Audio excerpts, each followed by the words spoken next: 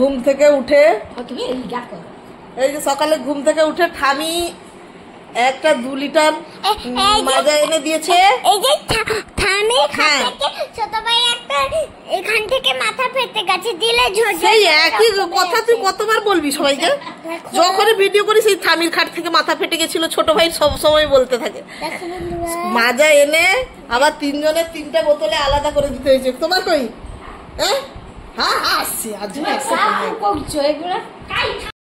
তোমারটা খাবে না, তুমি আমাকে দিয়ে দেবে, ঠিক আছে? হ্যাঁ দিয়ে দিবি তো, তাহলে দে।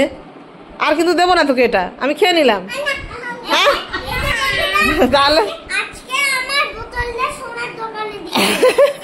তার বোতলটা সোনার দোকানে দিচ্ছে, বলছে তার বোতলটা সোনার দোকানে দিয়েছে আর এর 2 জনের বোতলটা তাজ হোটেলে দিয়েছে। তাহলে কোনটা বেশি কোনটা কম বলুন? এই সকাল সকাল হয়ে গেল মাজা পাটি। হ্যাঁ ঘড়িতে কটা বাজে? 9:15। হ্যাঁ এটা বাচ্চাদের পার্টি হলো। এবারে কটিয়া বউর এত খাওয়ার নেশা, ছোট বউর আবার আবদার হিসেবে আমাদের কিছু নেই নাকি? আবার শাশুমা একটা 100 টাকা বের করে দিয়েছে, আবার ছোট বউ আনতে যাচ্ছে আবার মাজা। আবার 100 টাকা আছে, কি খুশি দেখো।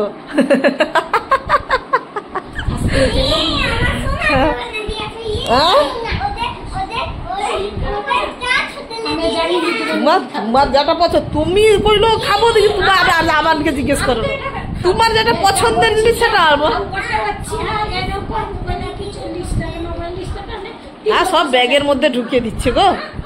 সকালে উঠে মাজা বাটি চলছে।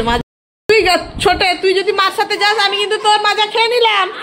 দেখ বাবা, এই দেখ তোরটা খেয়ে নিলাম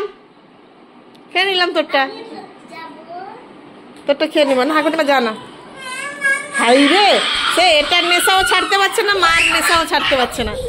যা ছিল কালকে বাজারে,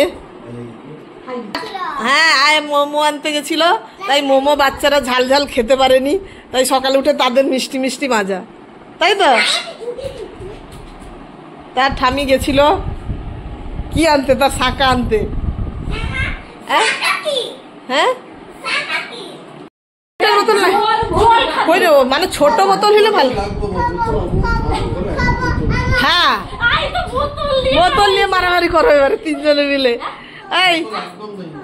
এই যে তার ঠার পয়সায় আবার এলো লিমকা। এই লিমকার প্রতি কারোর চাহিদা নেই কি বোতল নিয়ে টানাটানি করছে। তুই সেই লিমকার পিছনে পড়েছিস? হ্যাঁ এ তো সবার পিছনে পড়ে যায় আর কি। হ্যাঁ যাচ্ছে হ্যাঁ তার মাকে পিঠ পাঠিয়ে দেবে। তার মাকে এবার কাউকে না পেলে তার মাকে ধরে মারে।